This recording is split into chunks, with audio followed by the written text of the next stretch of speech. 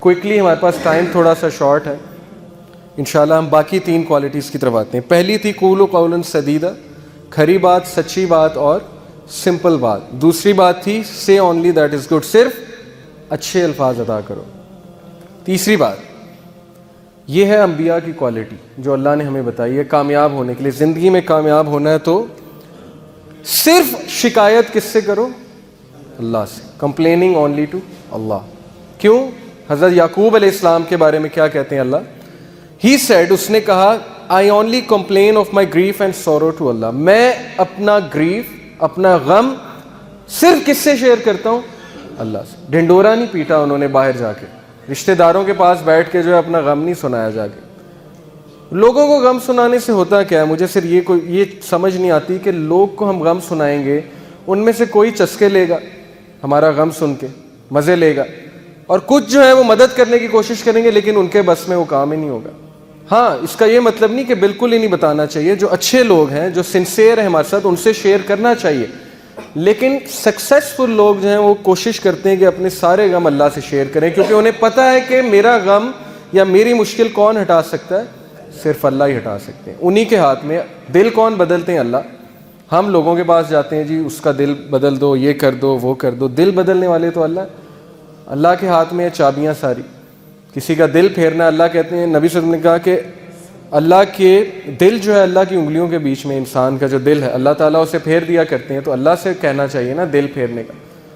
اب فائدہ کیا اللہ سے غم شیئر کرنے کا؟ فائدہ یہ ہے جی کہ ایک تو آپ کا مسئلہ حل ہو جائے گا، دوسرا یہ کہ اگر مسئلہ حل نہیں ہوتا تو اللہ آپ کو ایسی قوت دے دیں گے کہ اب آپ اس مشکل سے مقابلہ کر سکیں۔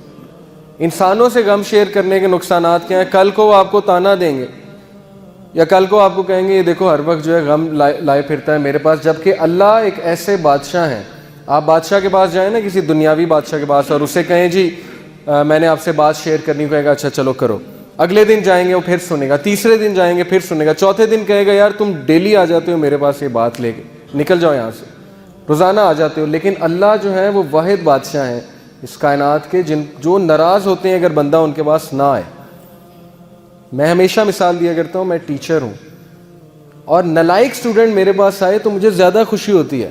لائق کا تو مجھے پتہ ہے اس نے تو آنا ہے، لائق کا گریڈ اچھا آ جائے مجھے پتہ ہے ٹھیک ہے اچھا آ گیا۔ نالائق اسٹوڈنٹ کبھی میرے پاس سوال پوچھنے آ جائے یا مدد مانگنے آ جائے، سر مجھے سمجھائیں، مجھے اتنی خوشی ہوتی ہے۔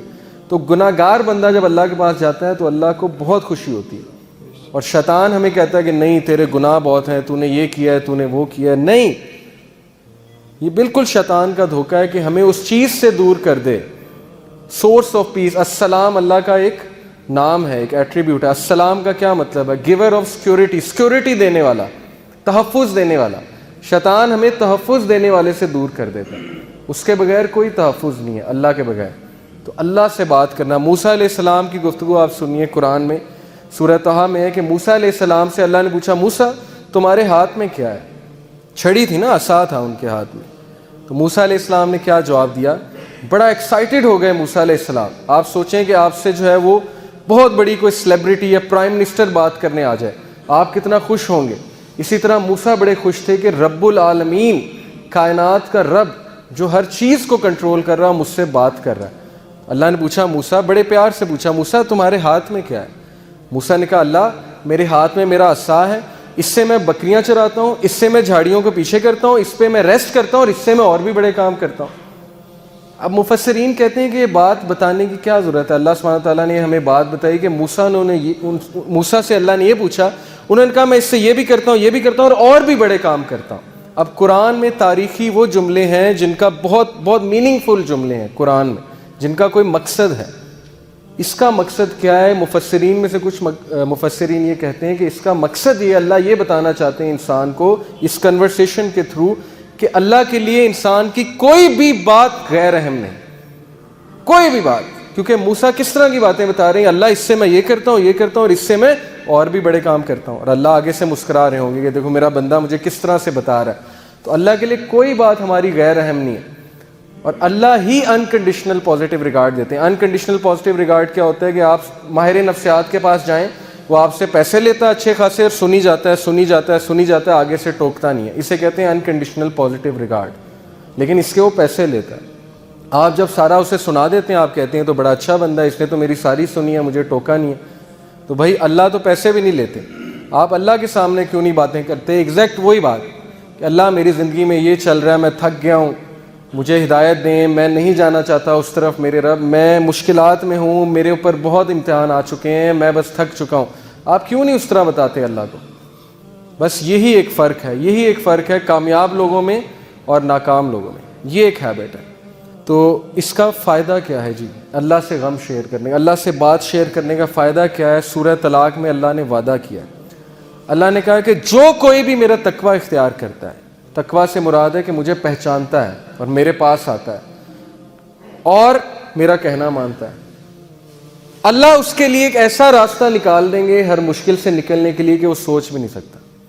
اور اس کی تفسیر حدیث میں آتی ہے کہ جو شخص استغفار کو لازم پکڑ لیتا ہے اللہ اس کو ہر مشکل سے نکال دیتے ہیں. پھر اللہ کہتے ہیں کہ اسے ہم ایسی جگہ سے دیں گے رزق کہ وہ سوچ بھی نہیں سکتا. یہ سورہ طلاق میں وعدہ اللہ کا کہ ایک ہم اسے مشکل سے نکال دیں گے, دوسرا ہم اسے ایسی ایسی جگہ سے رزق دیں گے کہ وہ سوچ بھی نہیں سکتا. ایک واقعہ ہے چھوٹا سا, ڈاکٹر ایان ایک سعودی عرب کے ڈاکٹر ہیں, پاکستانی ڈاکٹر ہیں, بہت بڑے نیورو سرجن ہیں. وہ اپنا واقعہ سناتے ہیں, یوٹیوب پہ یہ ویڈیو بھی موجود ہے, دا پاور آف اللہ کے نام سے یوٹیوب پہ. وہ اپنا واقعہ سناتے ہیں, کہتے ہیں کہ میں ایک بار آپریشن کرنے جا رہا تھا یورپ میں کسی دوسری کنٹری میں, سعودیہ سے. تو راستے میں اتنی ٹربولنس ہوئی, اتنا طوفان آیا, تھنڈر اسٹارم آیا کہ جہاز جو ہے وہ پارک کرنا پڑا ایئرپورٹ میں, کسی بیچ میں کہیں رکا جہاز, کسی ایئرپورٹ پہ جہاز کو کھڑا کیا ایئرپورٹ پہ.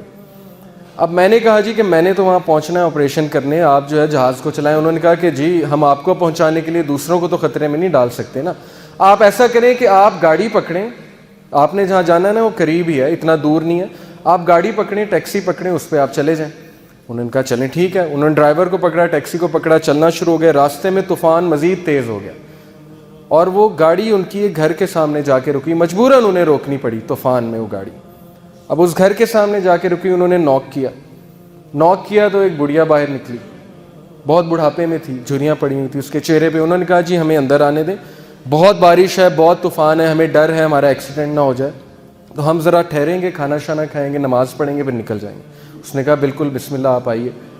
اب وہ اندر گئے ہیں تو دیکھتے کیا ہے کہ ایک بچہ زمین پہ لیٹا ہوا ہے گدے پہ, اور وہ بڑھیا بار بار جو ہے نا اس کے سر پہ پٹیاں کر رہی ہے اور بڑا پریشان لگ رہی ہے. تو انہوں نے کہا کہ اس کو کیا مسئلہ ہے؟ اس نے کہا کہ اس کو نا کوئی دماغ کی بیماری ہے, وہ اس کے ماں باپ نہیں ہے, یتیم ہے بچہ, میں اس کی دادی ہوں, تو یہی میرے لیے واحد سہارا ہے. تو میں اس کا علاج کروانے کے لیے بڑی جگہ گئی ہوں, لیکن وہ کہتے ہیں کہ نہیں اس کو نا آپ ایک ڈاکٹر کے پاس لے کے جائیں جو ٹاپ نیورو سرجن ہے, اس کے پاس لے کے جائیں, وہ اس کو جو ہے اچھا دیکھے گا. تو کہتے ہیں کہ آپ کیوں نہیں گئیں؟ انہوں نے کہا میں نے بڑی بار کوشش کی ہے, ان سے اپوائنٹمنٹ ہی نہیں ملتی, نہ میرے پاس اتنے پیسے ہیں, میں کہاں سے لے کے جاؤں. انہوں نے کہا مجھے نام بتائیں, میں بھی ڈاکٹر ہوں, میں اس سے سفارش کروں گا, آپ اتنی اچھی عورت ہیں, آپ نے مجھے یہاں رکنے کی جگہ دی. اس نے کہا ڈاکٹر ایان. تو وہ کہتے ہیں میں رونے لگ گیا, ڈاکٹر ایان. تو وہ رونے لگ گئے اور پھوٹ پڑے. تو بڑھیا نے کہا کہ آپ رو کیوں رہے؟ انہوں نے کہا کہ میں ڈاکٹر ایان ہوں. انہوں نے کہا کہ آپ دیکھیں کہ آپ نے اللہ سے دعائیں کی ہوں گی کہ اللہ بچے کا کچھ کریں, تو اللہ مجھے یہاں لے آئے, اور جس طرح لے کے آئے ہیں آپ سوچ بھی نہیں سکتے. یعنی اللہ کی جو فورسز ہیں نا, اللہ کی جو فوجیں ہیں, اس کا ہم اندازہ بھی نہیں لگا سکتے. لیکن ہم اس سے بالکل غافل ہیں, شیطان نے ہمیں اس سے غافل کیا. ہم اللہ سے مدد مانگنے کی بجائے ہم دوسروں کے پاس بھاگتے ہیں.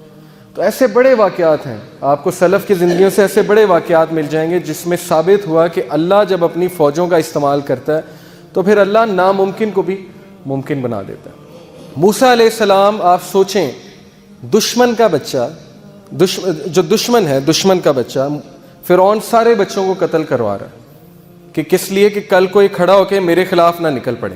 بنی اسرائیل کے سارے بچے قتل کروا دیے, لیکن اللہ اسی بچے کو اس کے محل میں لا کے پرورش دلوائی جس نے اس کو بڑا ہو کے شکست دینی تھی. یہ امپاسبل ہے, ہالی ووڈ بھی اس طرح کی مووی نہیں بنا سکتا, اس طرح کا سین کریٹ نہیں کر سکتا, لیکن اللہ نے کیا, اسی بچے کو اس کے محل میں لے آئے. تو اس لیے اللہ کے لیے کچھ امپاسبل نہیں ہے, یہ بات ہمیں پتہ ہونی چاہیے.